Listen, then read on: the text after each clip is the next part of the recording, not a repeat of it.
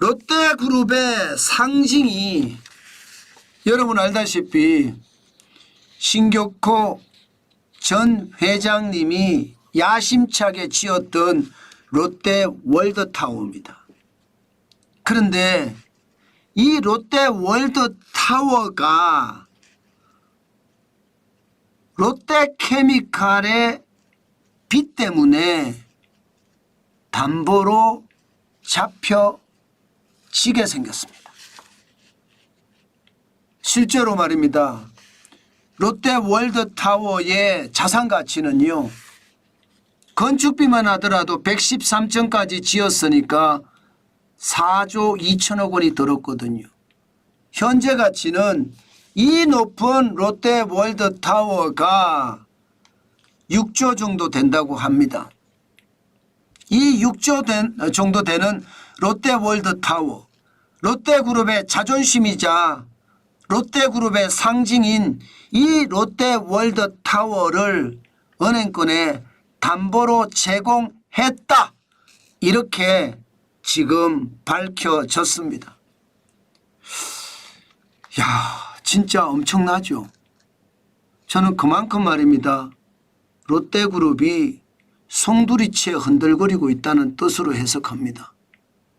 물론 롯데그룹은요, 문제없다예요.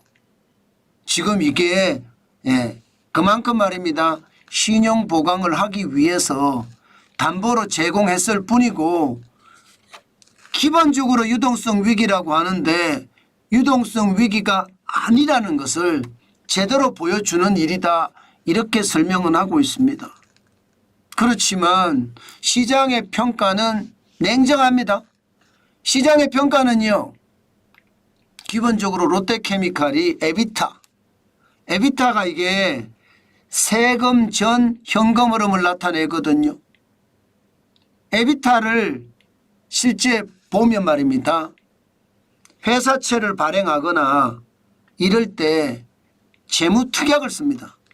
이 재무특약에서 에비타, 쉽게 말하면 세전 현금 흐름을 5배 이상 배수로 가져가야 된다, 이렇게 재무특약에 써 있습니다.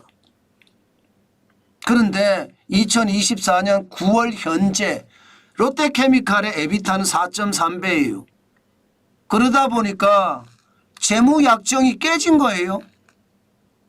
기본적으로 기한이익이라고 하나요? EOD라는 거 말입니다. 기한이익이 상실됐다는 뜻이에요. 돈을 빌려준 사람들은 분명히 재무특약에 에비타가 5배 이상 돼야 된다, 이렇게 규정을 하면서 회사채를 사줬는데 지금 4.3배니까 재무특약보다 떨어졌다는 것, 이게 뭔가 위험하다. 그러면 채권자들 입장에서는 그럴 거 아니에요. 신용보강해라. 뭐든지 신용보강을 해야지 지금 롯데케미칼에 빌린 돈 회수하지 않겠다, 이렇게 이야기하지 않을까요? 그러면 여러분, 신용보강할 게 뭐가 있습니까? 롯데는 신용보강할 게 솔직히 마땅치 않습니다. 지금 롯데가 걱정 없다 이야기는 하지만 사실 말입니다, 부동산이 56조고 주식이 37조 5천억 원이고 현금이 15조 4천억이고 기타가 30조 1천억 정도 있다고 해서 총 자산이 139조라고 하지만 도대체 신용보강을 하기 위해서 뭐를 내놓을 수 있나요? 지금 롯데그룹의 총 자산을 보면 결국 부동산을 내놓을 수밖에 없거든요. 그것도 말입니다, 그것도 다른 게 아니라 상징적인 것을 내놓을 수밖에 없습니다. 지금 그만큼 말입니다, 시장에서 걱정하니까 뭔가 확실한 신용보강이 필요하다. 그래서 지금 롯데는요, 롯데월드타워를 롯데케미칼에 대한 빚의 신용보강으로 내놓았다는 뜻이에요. 사실 말이 말을 만들어서 그렇지 그냥 있는 그대로 팩트를 보면요, 롯데가 굉장히 흔들린다는 뜻이에요. 자산이 많은데도 139조가 되지만 롯데 월드타워까지 담보로 잡힐 정도로 사실 송두리째 흔들거린다는 말, 이 말이 틀리는 말은 아니라는 뜻입니다. 그만큼 말입니다. 부채가 많아요. 부채가 어마어마합니다. 지금 보시는 것처럼 말입니다. 롯데 지주나 롯데 호텔 롯데 케미칼 총 차입금이 매일경제가 이게 보도한 내용을 보면 말입니다. 2024년 6월까지 29조 9,509억 원이에요. 2021년에 19조 3,997억 원보다는 54.4%가 늘어났습니다. 10조 5,512억 원이 늘어났어요. 굉장히 많이 늘어났잖아요.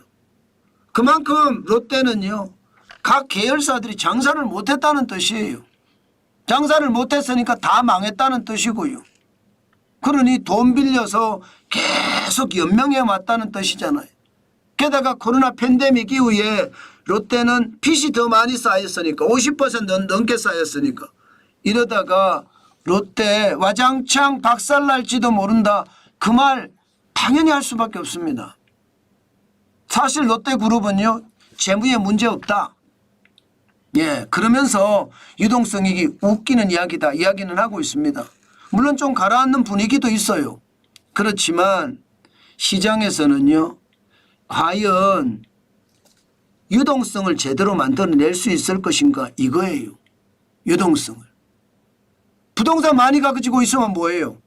돈으로 환금이 돼야죠. 예, 돈으로 환금이 안 되면 유동성이 없는 거잖아요.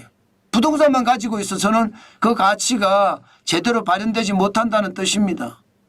그런 측면에서 보면 지금 담보로 제공하면서 사업을 더 영위해 가겠다 이렇게 생각을 하거든요. 그런데 문제는요, 앞으로가 얼마나 어려우냐예요. 지금 롯데가 캐시카우가 롯데케미칼이었는데 케미칼의 어떤 상황이 어려워지는 거 아니에요. 롯데건설이 어려워지면서 케미칼도 어려워진 거예요.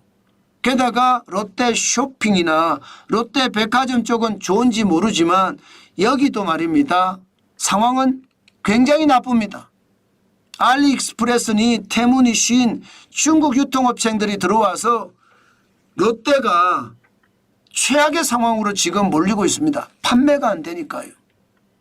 오죽했으면 여러분, 롯데는요 38개 계열사 중에 거의 말입니다. 거의 30%가 넘는 대표이사를 교체했습니다. 14곳의 대표이사를 교체했어요. 대표이사 연임시킨 곳은 24곳이고요. 그 정도로 말입니다. 롯데는 살고자 지금 발부동을 치고 있습니다. 그만큼 어떻게든 살아남아야 되거든요. 사업을 잘해야 됩니다.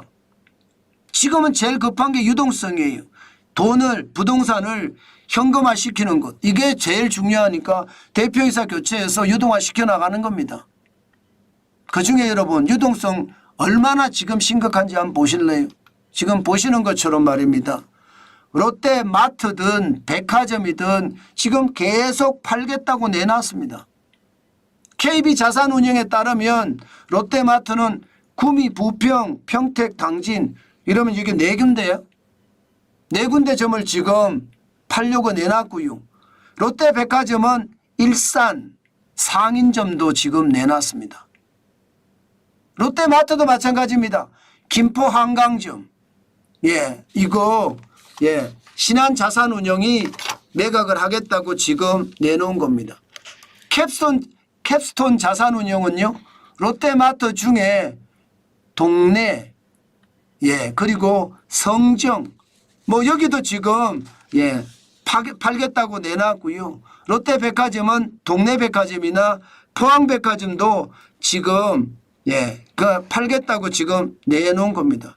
이게 군산 지점까지도 롯데도 내놨. 그러면 여러분 백화점이고 마트고 지금 계속 팔고 있잖아요.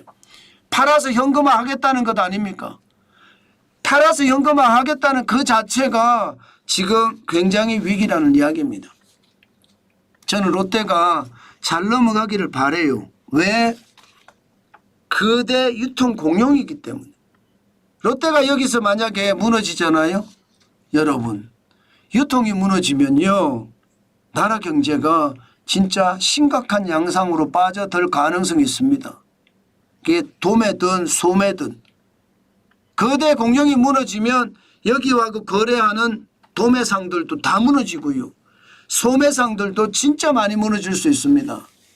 그 정도로 최악의 위기가 올 수도 있거든요. 롯데 그룹의 위기는요, 결국 전체의 위기가 될 수도 있다는 것 다시 한번 생각을 해야 될 겁니다. 그만큼 말입니다. 롯데는 위기가 아니라고 이야기하지만 계속 뉴스, 그러니까 새로운 소식이 쏟아지는 거예요. 이것은 말입니다. 롯데가 그만큼 위기라는 사실이고, 유동성을 제대로 확보하지 못하면 뭐 부동산을 팔든 주식을 팔든 기타 자산을 팔든, 기타 자산이라는 게 계열사 파는 거겠죠. 뭐 계열사를 팔든 뭔가 유동성을 제대로 확보하지 못하면 롯데는 진짜로 위기가 닥칠 수도 있는 겁니다. 저는 롯데가 잘해낼리라고 믿지만 벌써 오래전부터 롯데는 준비를 했었어야 돼요. 제가 시장의 판도가 변하니까 마켓컬리를 인수하는 게 오히려 롯데한테는 도움이 되지 않겠느냐. 롯데는요, 오프라인에 매장이 있어도 이게 배송을 못합니다. 유통산업 발전법 때문에. 이것을 비켜갈 수 있는 방법을 찾아내서 24시간 영업할 수 있는 체제를 갖춰야 되는데 그렇게 신속하게 못 움직였습니다. 그래서 지금 굉장히 안타까운 일까지도 벌어진 거예요. 여러분, 시장은요, 롯데가 롯데 월드타워까지 담보로 내놨다는 것은요, 그만큼 롯데의 상태가 심각하다, 이렇게 읽고 있습니다. 아마 부동산을 팔든 주식을 팔든 롯데가 유동성을 많이 마련하지 못하면요, 진짜 큰 위기가 올 수도 있다는 것. 이것은 현실이 될 가능성이 높습니다. 문제는 롯데는 유통공룡입니다. 롯데가 무너지면 유통이 무너지는 거고, 유통이 무너진다는 것은 대한민국에게도 위기가 올 수 있다는 것. 반드시 염두에 두고 투자 활동을 해야 될 겁니다. 저는 롯데가 잘 이겨내기를 바라지만 만에 하나 혹시 못 이겨낼 수도 있기 때문에 항상 조심하시고 조심하시라는 말씀 다시 한번 드립니다. 저는 이런 차원에서 보면 오늘 한국은행이 금리를 내릴까요, 올릴까요? 저는 깜짝 내릴 수도 있는 그런 요소가 있다고 생각은 합니다. 지금 유통이 어렵다는 것은 기본적으로 소매 판매 지수가 어렵다는 이야기잖아요. 금리를 내려서 소비할 수 있게 만드는 것, 지금은 해야 되지 않을까. 저는 그런 생각을 오늘은 해봅니다. 어떻게 될지 한번 두고 보시면서 시장을 읽어봤으면 진짜 좋겠습니다. 그만큼 말입니다. 시장에는요, 변화도 심하고 또 그 변화를 우리가 극복하는 것도 굉장히 중요하다. 그 말씀도 덧붙이겠습니다.